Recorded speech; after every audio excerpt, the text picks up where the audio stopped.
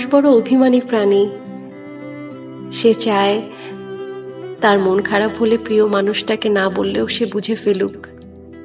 Phone করে খানিক ম্লান গলায় হ্যালো বলতে ওপারের মানুষটা বলুক, তোমার মন খারাপ? তার এলোমেলো চুল, খানিকটা লাল চোখ দেখে বলুক, তোমার ঘুম হয়নি রাতে? দুঃস্বপ্ন দেখেছ? টেনশন করছো কিছু নিয়ে?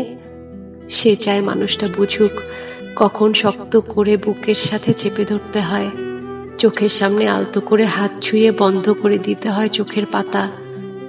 সে চায় মানুষটা বুঝুক কখন হাতের মুঠোয় হাত রাখতে হয়, ফিসফিসিয়ে বলতে হয়, আমি তো আছি, তবে মন খারাপ কেন?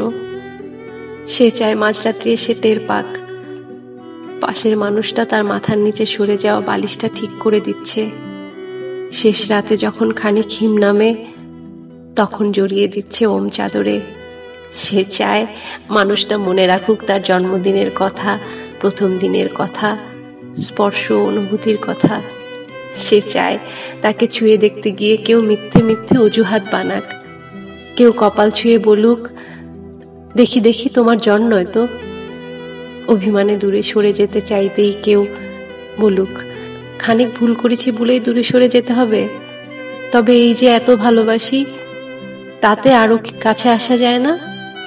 আরো আরো কাছে, অনেক অনেক কাছে। মানুষ বড় অভিমানী প্রাণী।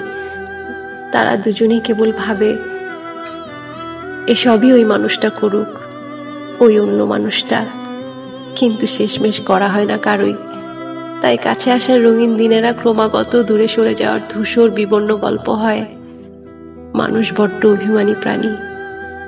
অভিমানে সে ক্রমশই দূরে চলে যায়, বুকে পুষে রাখে এক সমুদ্র আক্ষেপ।